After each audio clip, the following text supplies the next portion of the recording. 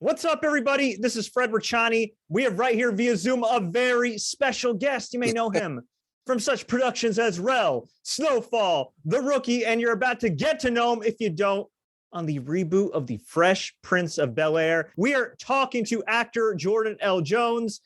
Bel Air, February 13th on Peacock. Jordan, thank you so much for your time. How's everything going? Hey, man, that was a great introduction, man. I need you to introduce me for everything that I do now. Hey, I'll take bookings. Put me in your IMDb. We'll be good. Okay, I got you.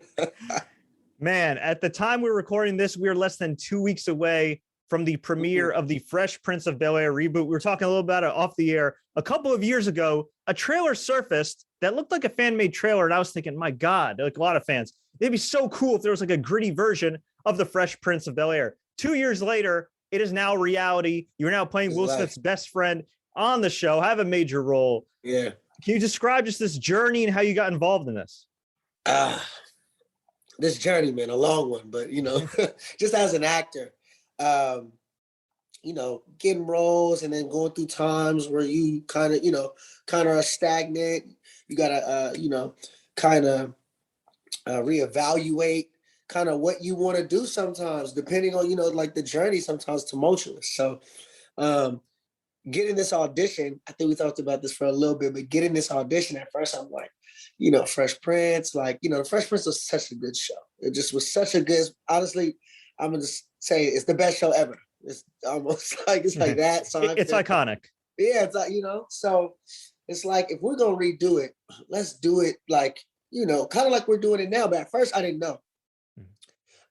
And it was like, whatever. I just was neither here nor there when it came to the audition. And then I read it, and then I saw Morgan Cooper's name, and that's why I was like, oh, this is the guy who did that trailer. So I'm auditioning for it, and the lines, and you can tell that once you start reading the script, you're like, okay, this is completely different.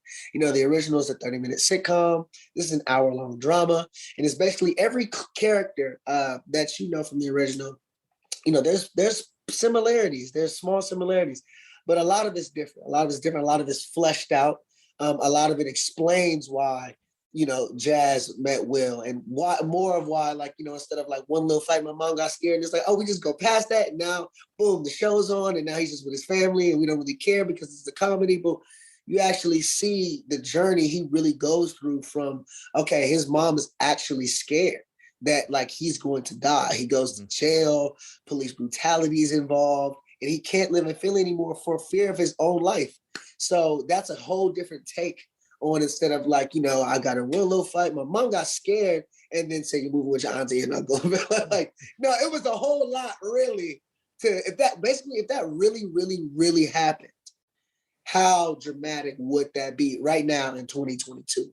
And so I think that's Morgan's vision and how he captures it. And so far, I know with the trailer, I think you've probably seen, have you seen the first episode? I've not seen the first episode. Yeah. I saw the trailer, and I saw the cast, including yours, reaction to the trailer, and it was dope. Okay, yeah, man, and just so you can see the tone, you can see the mood, the new mood of the show. And yes, there's funny parts in it, of course. Like in every drama, it's still comedy. I'm have some funny parts, but I'm glad that especially with this role, just kind of the difference. I can show my dramatic side, flirtatious side, comedic side, and that's for every character. So I'm just excited for this to finally come out. So all the questions that need to be answered will get answered. And you guys can see, in a way, Morgan Cooper's universe within the Bel Air. So I'm really excited, man. Definitely looking forward to it. And yeah, from what you described, it kind of sounds like this is more, obviously this is Will Smith's story, but it's still kind of like an ensemble cast. There's more depth. As you said, it's not half-hour shows, it's an hour shows, which gives you more time to tell stories, more times to explore, Jazz's character or Uncle Phil's character or Carlton or any of these guys, all the people that are around Will that interact with him and how they got to this point. Yes. And every character, as every show, has a character arc. And kind of like what you said, it's when you watch certain shows, and this isn't a bad or good thing either, just even with Fresh Prince, everyone knows that Will is the lovable favorite character. Boom, that's what it is. Now that's similar here, but because it's hour-long drama, fleshed out, like I said, different viewers are going to have their favorite characters and their favorite storyline in this whole, season.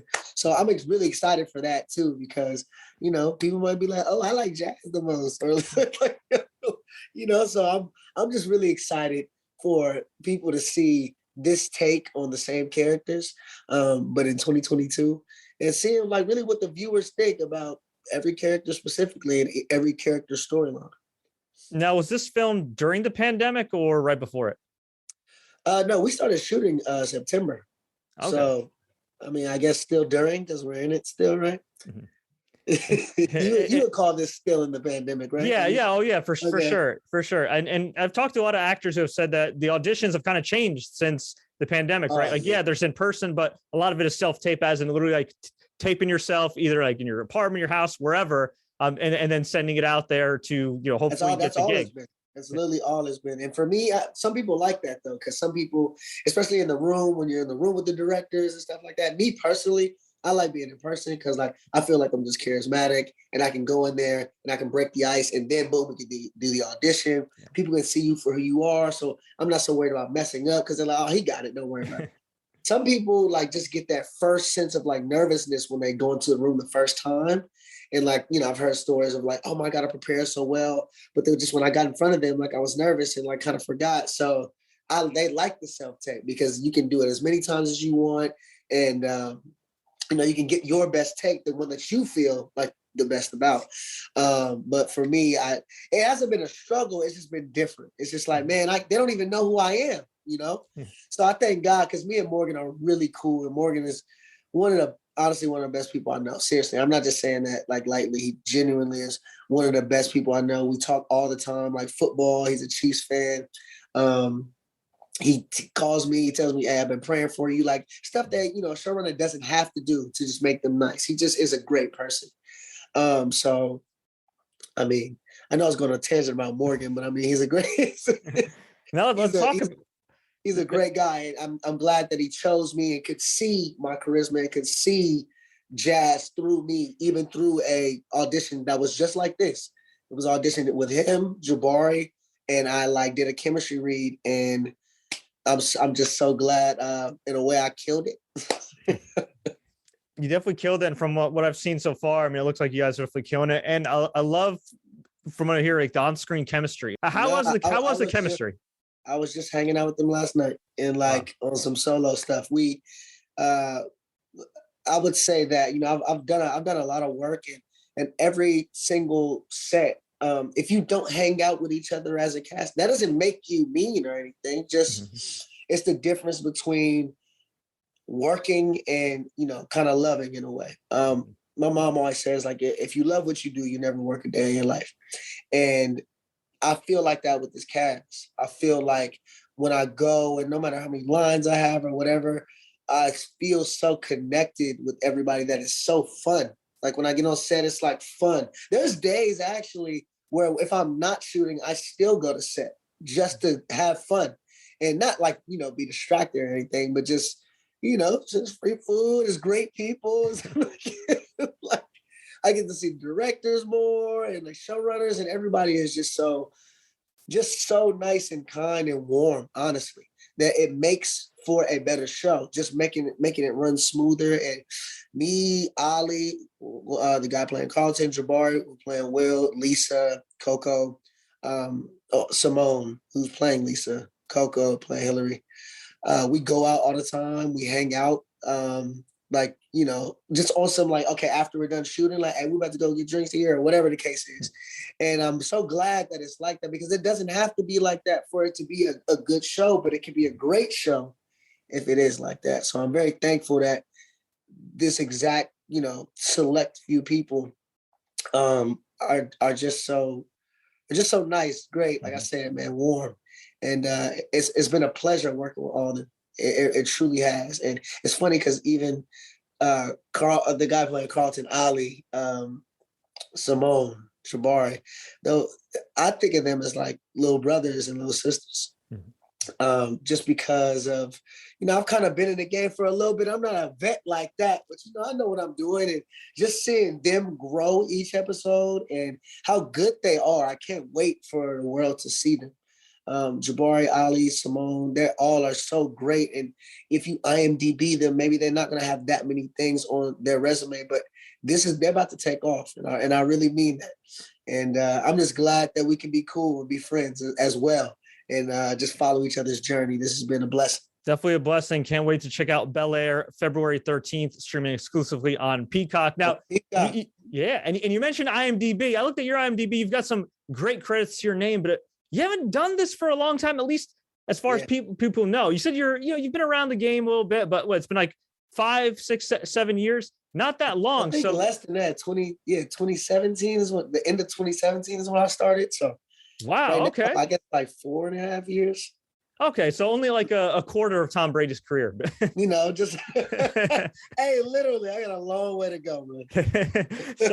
So how did you get into acting? Did you grow up wanting to get into show business? Did it kind of find you? How did this journey all start for Jordan? That's so crazy. So my mother, she's an actress.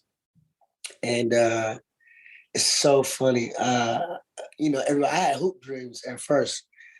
Just like, just being a kid growing up in sports, want to play basketball or something light. But my mom was an actress, but the journey is not, the best journey sometimes. Sometimes it's just hard, emotionally, mentally. And my mom was always supportive of me. One of the most supportive people that I have, that has my back. But I don't want to say she didn't want me to, but she just was completely okay if I wasn't going to act, because she didn't want to see me be like, oh, I don't know if I want to do this anymore. Just whatever the journey was. She was like, I've been through it and I don't want to see my son, just being a protective mother. And in 11th grade, I did a commercial for NFL Play 60. And I got the commercial right away. Like, I was like, Mom, let me just try it. And I went in there and I got no call back, nothing. They were like, that's the guy, right? So I was like, in my head, I'm like, oh, it gotta be this easy every time, right? So I did the commercial, it was fun and everything. Then I had to go to college. I went to SC, and it was hard for me to act just because of like the schedule. Sometimes you can get an audition and like for the next day, and it's like, well, I got a final the next day or a group project or something like important that I genuinely can't skip because this audition might go through, it might not. So I had to kind of put it on like hold for a little bit. Right when I graduated at SC, is when I started just starting to be in entertainment, was a PA for a while, just trying to be around the entertainment business. And 2017 was when I was like, nah, I got to actually put my full foot forward, and got a manager, got an agent, and, rest is history now. So what did you major in USC? It's so funny, communication. So people ask me that all the time, like, oh, you must have did theater. I didn't. I wanted to have just in a way, like a backup plan. Just a good communication degree from SC, just in case everything, just a plan B type thing. So I was still acting in a way, like, at the time I had, my Snapchat was pretty big. I was just doing comedy on there. And that's kind of when I really was like, okay, I'm gonna do this acting thing. People were like, oh my God, you belong on TV. You belong on TV. And I'm doing all stuff on Snapchat and stuff. And I don't know what that really means. I'm just gonna keep doing what I do. Yeah. And I guess just from, getting propelled by my friends and just, viewers, just believing in me, I'm like, you know what? I'm really gonna try this and like do it like the right way.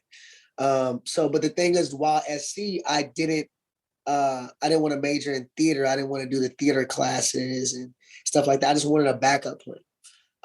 So when I got out of USC is when I started taking acting class, ironically. It's like, you could have did this for free. But yeah, and I think like maybe 4 months, honestly less, I'm not gonna lie, 3 months into getting a manager and stuff, I was already like on some stuff, some commercials. And so I knew that it was for me. I was like, okay, I'm in the right field because people are seeing stuff in me and I'm just out here just being me.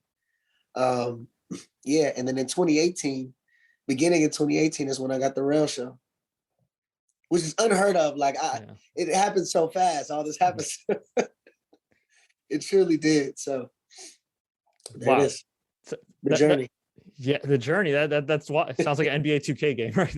Right? The prelude and then the journey. My player. Oh, snap. That's wild, man. So it happens so fast. I'm sure you're like, hell yeah, this is awesome. But at the same time, it can also be kind of overwhelming, especially for a young guy like yourself. Yep. So how did you keep yourself grounded and keep your mental health in check during that time? Because I'd imagine while it is really awesome, you're doing what you love, it's also a whole lot of pressure. Yeah, you know what's crazy? I think while it's happening, you don't think that way though. Like when I first, like with the rail show, it was so like life change. I was green, I was brand new and going to be a series regular. I would say my honest answer is just taking it day by day. Because I wasn't thinking like that at the time. I just was like, oh my God, this is new. And the next day was new too. So I didn't know what to expect. And then the next day was new. And so I would say I know this might sound like corny or cliche, but just like staying humble, man. Just being thankful for every moment and staying in that moment. Don't worry about the next one. Don't worry about the ones before. Just being in the moment. I don't want to say that it was hard because I wasn't thinking like that. I wasn't thinking like, okay, like, how am I going to get through this journey? Because this is new for me. I never thought that way. I just took it day by day and kept a smile on my face and, keep the same friends and the same people that's been making you happy. Let's do it. As far as like with the acting and everything, you're in the moment, all that. So what your advice is, be present. Be present. Yeah. Be present and you're already talented already. So have faith in your talent, no matter what level you are. You're here for a reason. So don't overthink it and just be present in the moment and, do your job. I dig it. Now you said your mom was an actor as well. And yeah, I'd imagine. No, she is as right now, as she's acting as we speak. Okay, awesome. Well, we'll definitely have to check her out. And the cool thing is that she has been super supportive of you. But I would imagine she's also gone through all the industry BS that occurs as well. So how big has her mentorship been for you? Not just in, with the basics, like getting an agent, getting headshots, here's what you do or don't do an audition, but also for dealing with the politics and the BS that, unfortunately still exists to this day. Yeah, just the mental aspect. My mom is, man, I mean, I can talk about my mom for hours, seriously. But my mom has helped me so much mentally through this. Like you said, of course, with headshots, I can, but that's like a contact. No, this is my mother, like a contact can help you do that. Just when there's times where, because in this industry, I say this all the time too, that, if I was working a 9-to-5 job, right, or I work for a bank and I was interviewing for that bank and I go in there and I do my interview and they say, wow, you meet all the criteria. Well, you actually exceed our expectations. You're great. You're actually exactly what we've been looking for. You're probably going to get that job, right? Mm-hmm. Acting and few other professions is completely different. So it is, my mom calls it the profession of no, because it's always these no's, and you can go into an audition seriously and they can love you and the director love you or whatever the case is. And because they already casted the girl and she's a different skin color or whatever the case is because of the type of show it is, or, oh my God, the producer owed his nephew a favor, so such and such is going to be playing this, or even I've even heard stories that where it's like we couldn't pick between two, so we just like Rochambeau and like so it has nothing to do with you. So you have to stay even killed when it comes to, okay, if I go on audition, and I don't get it, to keep that mental strength of has nothing to do with me, keep going because what's for you is for you. I learned all that from my mom because it's hard. Like, I'm not just a human being. And when someone's telling you, you're great, oh my God, great job, everyone's clapping for you, we go out the room, all right, thank you. And you leave out the room and you never hear anything. That can get to some people, And so, I think of it as to help me keep going. Not that I ever wanted to stop because I knew it was for me, but sometimes in everybody's journey, it gets harder sometimes, but it's like, who are you in there? So I always think about, and I learned this from my mom too, the law of averages. Mm-hmm. The more no's you get, the closer you get to a yes, because you already know that has nothing to do with you. You prepared, your lunch, you look good, got a fresh cut. You just, you did everything. and it was still a no. So that means that wasn't for you. And you can't change what's already meant for you. So just get the no's out the way. You be thankful for the no's, because all you guys did was put me a step closer to my yes. So that a lot of stuff I've learned from my mom, just how to deal with it and just stay in the mid ground. Don't get too high in the highs. Don't get too low in the lows. Be in the moment. Stay present. That's all Tosha's story. My mom. Awesome. And yeah, I like the fact that she really kind of mentally prepared you for auditions as well. I interviewed this actress. Yeah.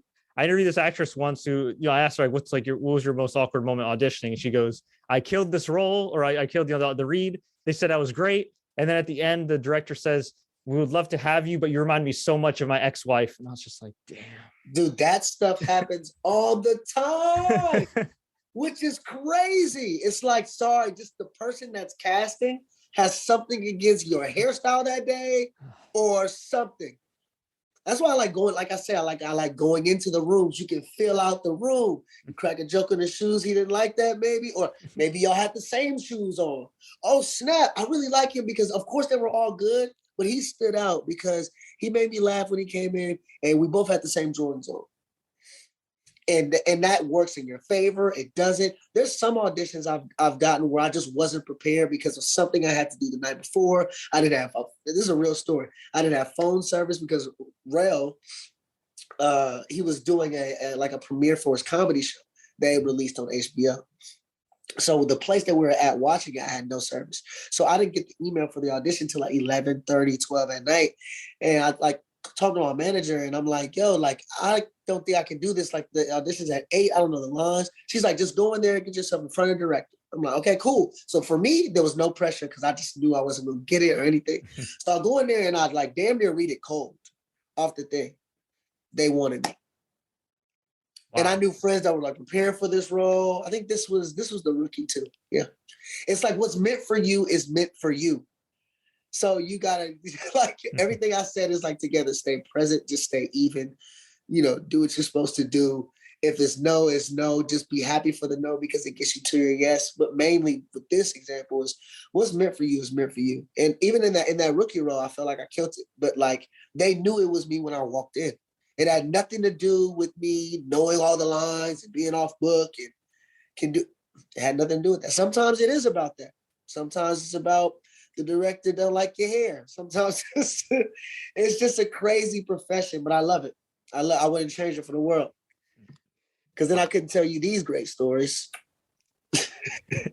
Yeah, man, we really do appreciate it. We appreciate your time. We've been very gracious. We always like to ask all our guests, though, some kind of random rapid fire questions just to get to know them better. Are you ready, Jordan? I love this. Let's do it. Favorite late night snack or cheat meal? Burger. What kind of burger? Wow. Okay. That is a loaded question. I eat so many burgers. It's a loaded question. I know they're supposed to be rapid fire, but I can't even think of okay, I'll say umami burger. Okay. All right. I eat so many different burgers, dude. It's crazy. Of course, that's the first question. Yeah. Let's do this. And from what I understand, like obviously you're based in Cali now. You grew up in Cali? Yeah, I grew up in Cali. Okay. So there's always this debate about what a burger, In-N-Out burger, what's like, if you had to pick one burger joint to go to for the rest of your life, what would it be? I honestly say Whataburger. Whataburger's in the South. Well, my family's from the South, so when I go down there, I have it. And maybe it's also because if you don't have something that much or you don't have access to it, it tastes better. So, but Whataburger in the South is fire. Like In-N-Out, I get it, but like I have it all the time. That's why I was going to say that, but I was like, like that's everybody is In-N-Out, So Whataburger. Yeah, I agree. I remember I was like, they have all these toppings and everything else. Like it was delicious. Now, granted, I had it at like 2:30 a.m., like maybe like the Friday after Thanksgiving, but still, like it was good. Yeah, it's the best time. All-time favorite film? The Prestige with Christian Bale and Hugh Jackman. All-time favorite actor or actress besides yourself, besides Will Smith, and besides your mom? I would say Tupac or Denzel. Favorite Tupac and Denzel films? Juice, Above the Rim, Poetic Justice, American Gangster, Training Day. I'll throw one more in there. Oh, Two Guns is underrated with Mark Wahlberg and Denzel. That's one of the best movies ever, but no one wants to talk about that. But very underrated Denzel movie. So good. You know, I feel like over the years, American Gangster is kind of underrated. It's such a great film. And then also had Jay-Z did the whole soundtrack. It goes, that was epic. Dude, it is crazy. It's like Denzel does so much work and he's so good at everything. Things get forgotten. Favorite Will Smith movie? Oh, damn. I got a couple because they're different. Bad Boys 2, I Am Legend, Pursuit of Happiness. He plays like three different. I had to go three. It's not the same guy. Love those choices. I love Pursuit of Happiness, one of my all-time favorite films, but like I can only watch like once every few years because that just gets you right in the field. It gets you, dude. It gets you. That's why I'm like, okay, so for that feel good gets you, that's Pursuit of Happiness. For that action, that acting that's killer, I Am Legend. For that smooth, one of my favorite characters in movies is Mike Lowry, just the smoothest cat. Yeah. Action, guns, he gets the girls, like just three different Will Smiths, man. I know he's been winding down in recent years. He's still famous. He's still doing a lot, but like, I mean, do you remember him in his, like, he's still in his prime, but when he was younger, like every summer and every holiday season, like he would just come out with a hit, with like, whether it be Hancock or I, Robot or whatever. Literally. Yeah. Men in Black, like all of that. Yes, I remember that. That's crazy. He would just, I'm trying to think of like one more. It was also another good Will Smith movie he did early, 6 Degrees of Separation. Yes, that's right. Yeah. Really good at that. A movie that gets played a lot that not a lot of people always talk about is like a Will Smith film, but like you see all the time on TV, Hitch. Like for like a rom-com, that's we like was watching Hitch. Me and Jabari was watching Hitch. I was like, look, you're on TV. This was like a couple of days ago. That's funny. Hitch is underrated. Yeah, it's awesome. It hits the feels. It's funny. It's a nice balance. The guy has all the advice, but he doesn't have the right answers for himself. For himself, it's a great story. It's a great story. Yeah. Everybody check out Hitch after you're done watching. Everybody, if you're watching this, go watch Hitch too. Now, from what I understand, Will Smith was also an executive producer on Bel Air. Did you have a chance to work with him at all? He is. Not yet. Things are in the works. So, like I said, all right. Well, we'll have to, in the works. We'll have to revisit that in another interview next time after Bel Air's a smash hit and you're blowing up everywhere. Just don't forget about us. I got you, man. I got you. You told me off the air you were a Dallas Cowboys fan, and I do forgive you for that. Growing up a Giants fan. Who is your all-time favorite Dallas Cowboy? Oh, that's hard too. Okay, right now I'm on a CD Lamb, but I'll say my all-time favorite for real is probably Dez Bryant. I would say Michael Irvin, he was the first one, but like Dez Bryant was a dog. And I think that was just my era when I was, really Michael Irvin, I wasn't really watching at the time. Yeah. But the Dez Bryant era, I was there, man. But, we always got cheated out of something and it wasn't Dez's fault. That's why I always was happy. Like, I don't know if you remember that catch that wasn't a catch. I was just about to ask you, did Dez catch it? He caught it.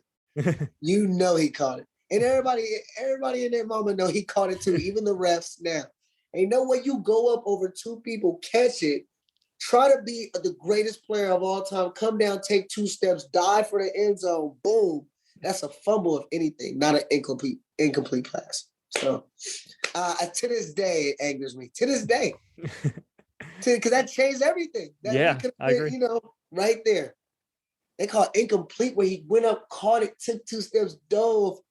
They said, "Oh, he didn't catch it." I'm like, only in the NFL can they not know what a catch is. If it looks like a catch, then it is a catch. There's a catch. Jeez, man. Back in the 80s, they was just catching whatever, putting it down. I know, no 2 steps, no, there's a 1 foot here to the toe drag here. Like, now it's like 2 feet in, like 1 feet in with college. It's like, dude, did he catch the ball? Yeah. Did it look like it? Yeah. Oh man. Yeah. Now you did go to USC. USC, of course, at one point in time and it still has a decent program, but in its prime, I mean, a legendary football factory, especially my favorite era back in the day with like Matt Leinart and Reggie Bush and Lendell White and all those guys. That's the best era. That's the best era. Lendell White, Reggie Bush, Matt Leinart. You can't name a better team than that. And I think that's when we lost to Vince Young, right? And regardless, Reggie Bush, NFL is different. Reggie Bush the best, besides OJ Simpson, but whatever. But the best, I think the best college running back ever to this day.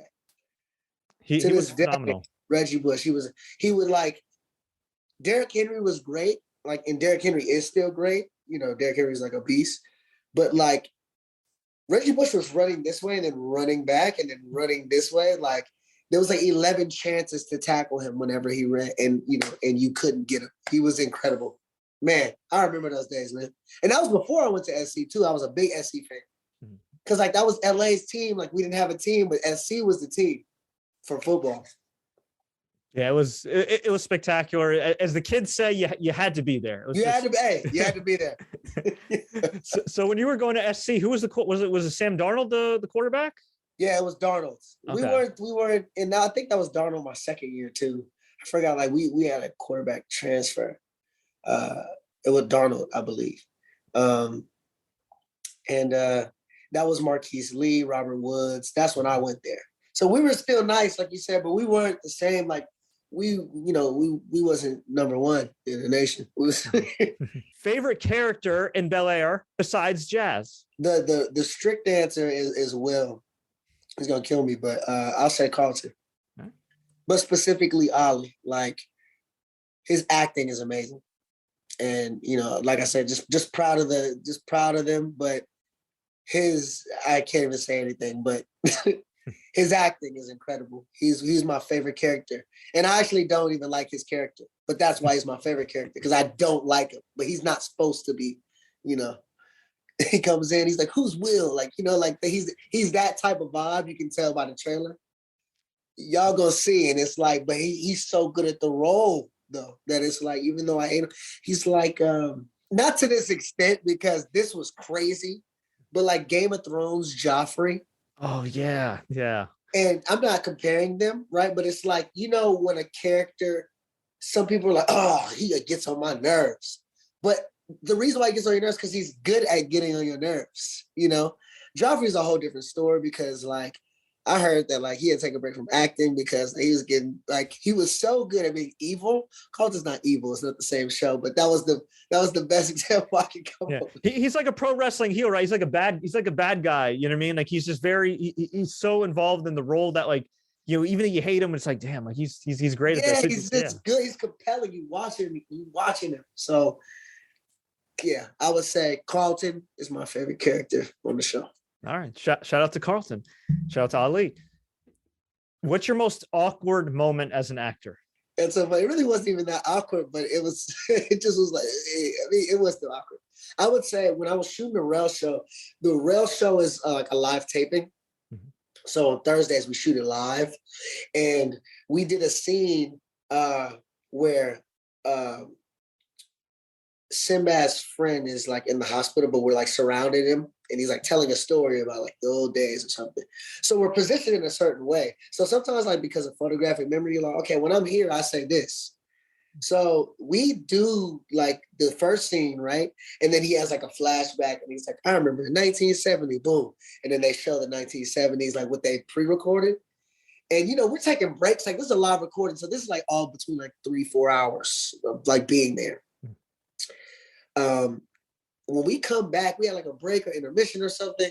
We came back, and it was supposed to be a whole nother scene, but I'm still saying lines from from the scene before, like an hour before, and I'm saying it, and everybody's looking at me. I'm like, what? I'm like, because we're standing in the same exact places. I was doing the same exact scene that basically I was supposed to move on to the next scene, and I didn't. And Rel was like, yo, dude, you good? And I was like, yeah, what's up? And he was like, bro, we already did that scene. I was like, oh my God. And the whole audience is laughing. Like, it wasn't embarrassing. It just was like awkward. It was like, oh my God, I completely didn't do the scene I was supposed to do. But I mean, it was cool. Like we just picked up from, right. But that was definitely, especially for me, because that hadn't happened before. That was for sure awkward. And especially because they were like looking at me laughing. Because, we're like on a comedy set, so it's not like, hey, it's okay, like, but you're doing the wrong one. It was more like they were clowning me. And I'm like, bro, what are y'all talking about? And I was just doing a whole nother scene. It was funny though, man. It was funny. Hey, you got through it, right? Yeah, I did. I did. For the broadcast version of this interview, you're rocking a nice chain. What is it all about? My chain says "Call God." Call God is just, I'm spiritual. I believe in God, Christian. It's just a reminder that, like, always, in a way, like we talked about, always stay even keel. So, we're having faith in God. Say I pray a lot, but a lot of people only pray or call God when good stuff happens. Thank you, God, so much for the role. Oh my God, thank you so much. But even in the bad times too, I think that's the most important. I always pray to God, and I thank Him if I'm going through anything. I thank Him for the struggle. I thank Him for it because I know it's just, it's helping me grow. So sometimes, you can ask for something, and instead of getting something, for me, I say God puts you in a different position to attain that. So, and then in that, because He puts you in a different position, you grinded and got what you wanted. Not only did you get what you asked for, you learned a lot about yourself and you grew. So I feel like that's the most kind of like pertinent part. And when you do believe in something, if it's karma, if it's the universe, if it's God, whatever, it's, just always look down like, hey, call God. Even if something's going bad, like, hey, thank you, God, because I know you're putting me through this for a reason. And also, thanking Him throughout the good times, but always thanking Him, always thanking God, because you don't know where else you could be. You don't. So there's just my daily reminder, my constant reminder to call God. Amen to that. Now, man, you've dropped a lot of gems throughout this whole interview. Call God, having faith, be present. Don't take things personal, stay even keeled. But is there any other gems that you can drop? What's the best piece of advice you could leave us for success? If you put your mind to something, anybody can do what they want. That's what I truly believe. But it's not about getting to where you're trying to go. It's about staying there. It's about, if you do get a chance to do what you want, not messing it up. So I think that's always, not to be cliche, but I think one of the best pieces of advice for success is being yourself. And I think that, of course that sounds like cliche and simple, but I say that when a lot of people get to a certain place, they change. And not saying that you shouldn't change. I mean, one of Jay-Z's best quotes, he was like, you think I work this hard to stay the same? And I don't mean like change as in like, oh, stay in the hood after you have money or something like that. Like, of course you got to change. But if you walked into the game with humility, passion, love and care in your heart and all this stuff, just as you go on your journey and elevate, keep those same things. Just keep those same things, because they'll take you farther than just your talent. How you treat people and how you act towards people and your attitude towards work and everything, and how you got here being determined and resilient. Just don't lose that. Don't get complacent. I'm not saying don't change who, if you need to hang around different people, if you need that, then do that. You know what I'm saying? But I'm just saying that the main pillars that got you to where you are, which is like kindness and, small things like being on time, being professional. Don't lose that. A lot of people do lose that because they get comfortable. And then you don't know people behind your back like, yeah, he used to be cool, but then now he act like it. You know what I'm saying? Like, you don't want to be that guy. If I had 10 minutes to think about it, I probably had a different answer. But I think that is probably most important, though. Keeping your main values and just staying true to who you are, seriously, because that's what got you to that point. So wise words. Thank you so much for your time, folks. You can check out Bel Air streaming exclusively on Peacock February 13th. You can check out Jordan L. Jones, who plays jazz. I'm sure he'll do a great job. Can't wait to watch the show. Jordan, before we let you go, where can fans find you online? Instagram at Jordan L. Jones, but like dots in between. So Jordan.L.Jones. You can find me on Twitter at Jordan L. Jones _. Click that follow button. There we go. One more bonus question. What does the L stand for? Oh, I can't tell everybody that, right? All right, there we go. Samuel Jackson's middle name? Damn, you got me there. No, Michael B.